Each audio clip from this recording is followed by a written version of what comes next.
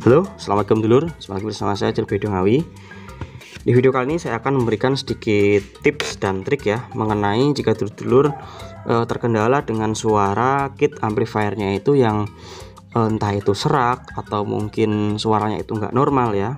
Seperti itu. Semoga dengan video ini bisa membantu dulur-dulur supaya bisa menyelesaikan masalah yang lagi dihadapi ketika merakit seperti itu. Nah, oke, bagi yang penasaran seperti apa untuk tips dan triknya, silahkan ditonton terus sampai habis, dan bagi yang belum subscribe, silahkan subscribe supaya tidak ketinggalan video terbaru dari saya. Terima kasih. Nah, kelur ya, kita ke videonya.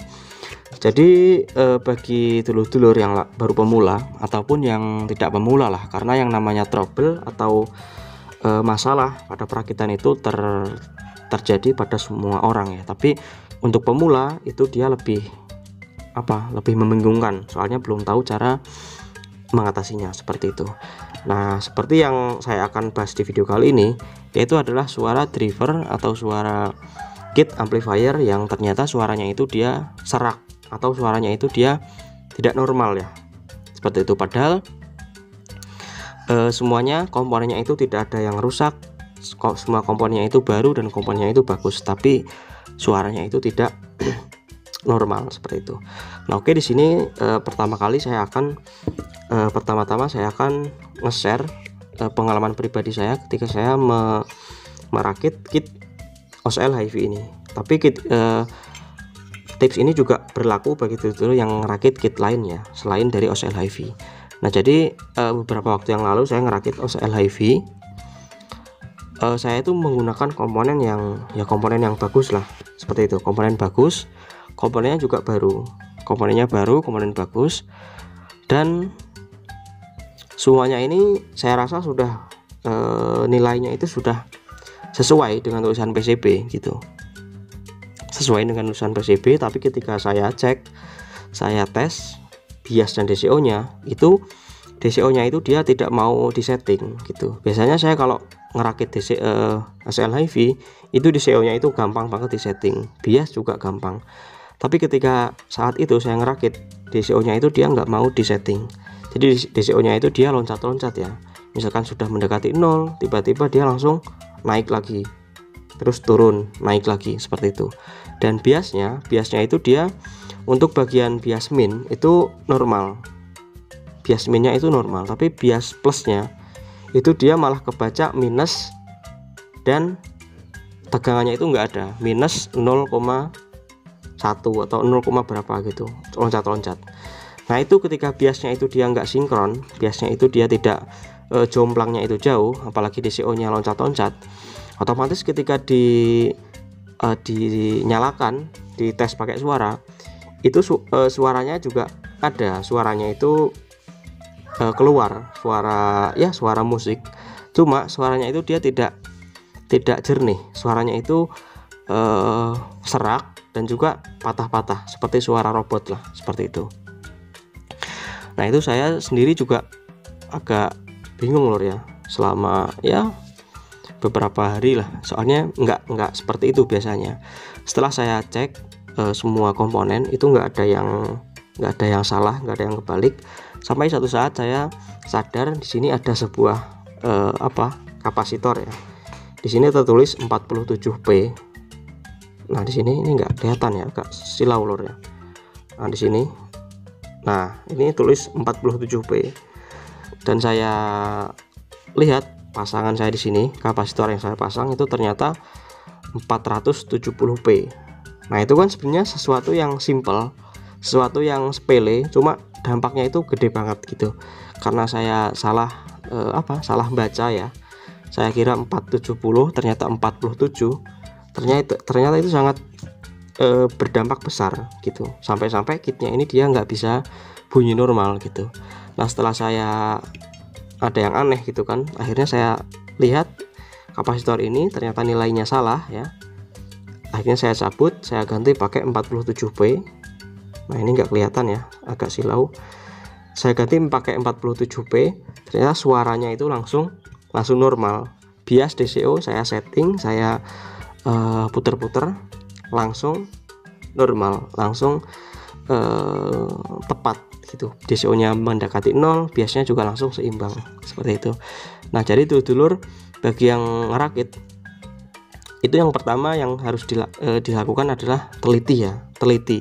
Jadi jangan sampai pemasangan kapasitor, entah itu resistor, itu sampai salah nilai, karena fatal banget. Apalagi untuk kapasitor atau untuk komponen yang sifatnya itu dia sangat vital, perannya itu sangat penting bagi power amplifier.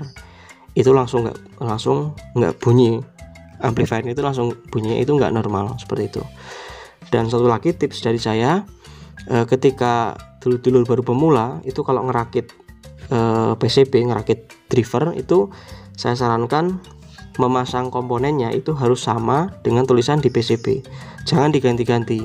Jadi misalkan tulisannya di PCB itu 10 kilo resistor, ya dulur-dulur pasang 10 kilo. Terus misalkan 100P ya dipasang 100P. Pokoknya harus sama 100%, sama persis dengan tulisan di PCB. Kecuali dulur-dulur sudah ahli lah gitu. Jadi sudah ahli, sudah bisa otak-atik, itu nggak masalah diganti. Karena kalau orang yang sudah ahli biasanya dia sudah tahu, oh komponen ini diganti pakai yang lebih tinggi nilainya, ternyata hasilnya seperti ini, itu sudah tahu konsekuensinya. Tapi kalau yang pemula itu harus sesuai dengan tulisan di PCB seperti itu, sesuai anjuran dari pembuat PCB dan juga tulisan dari PCB-nya seperti itu. Dan lagi lur ya, misalkan suaranya itu serak, tetapi komponennya semua sudah benar, pokoknya nggak ada yang salah, tapi suaranya itu ternyata serak. Nah, itu dulu harus perhatikan kualitas dari transistor yang dulu gunakan, terutama kualitas dari transistor fast ya. Itu saya sudah berulang kali menjelaskan. Jadi kalau driver kelas AB itu biasanya ada TR fastnya gitu. Nah, itu dulu harus gunakan TR yang bagus, yang kualitasnya itu bagus seperti itu. Kalau enggak ya semua TR-nya lah gitu, semua TR-nya itu harus pakai yang TR yang bagus, jangan sampai pakai TR yang KW. Soalnya TR juga itu perannya sangat penting banget seperti itu. Misalkan di sini saya contohkan pakai TR di BD 139 ya. Nah, itu TR BD 139 itu kan ada yang berbagai macam ya, ada yang murah, ada yang bagus. Biasanya yang bagus itu yang ST. Nah, itu dulur-dulur beli yang bagus sekalian, beli yang ST sekalian gitu. Jadi jangan tergiur dengan TR yang harganya murah seperti itu. Soalnya TR yang harga murah itu dia murahnya kebangetan ya. Murahnya itu murah banget. Bisa kalau dibandingkan dengan TR yang bagus itu bisa 2 kali lipat sampai 3 kali lipat gitu. Jadi kalau dulu misalkan saya ini pemula lah gitu, jadi pakai TR yang asal nggak apa-apa, asal bunyi dulu nggak apa-apa. Nah, itu salah satu pola pikir yang salah. Soalnya kalau dulur mau ngerakit dan langsung berhasil, itu salah satunya pakai komponen yang bagus. Kalau pakai komponen yang KW itu malah nambah masalah gitu. Dan tidak jarang juga malah drivernya itu malah nggak bunyi, malah trouble seperti itu. Dan juga seperti IC, dulu juga saya pernah bikin video mengenai IC. Saya pernah coba-coba pakai IC yang murah. Soalnya waktu itu IC-nya yang biasa saya pakai itu harganya sekitar 5.000 sampai 6.000 per biji. Lalu saya ada IC ya, nemu di salah satu toko lah, IC yang harganya itu murah, sekitar 1.500. Itu kan beberapa kali lipat lebih murah ya daripada yang biasa saya pakai IC yang ori. Ternyata setelah saya pasang, ternyata nggak bunyi drivernya itu, atau tone control atau crossover ya, waktu itu saya ngerakit crossover. Ternyata crossovernya itu nggak bunyi, malah jadi rusak gitu. Nah, itu karena coba-coba pakai komponen yang KW seperti itu. Jadi bagi dulur yang pemula, saya sarankan yang pertama itu teliti dalam merakit, yang kedua memasang komponen sesuai dengan anjuran pembuat PCB atau sesuai dengan anjuran PCB, sesuai tulisan PCB, dan yang terakhir adalah gunakan komponen yang bagus dan juga original. Itu akan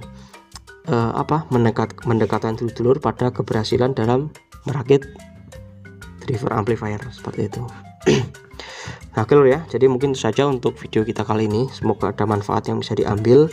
Semoga dulur-dulur yang pemula juga bisa semakin semangat dalam belajar dan juga merakit power amplifier. Terima kasih.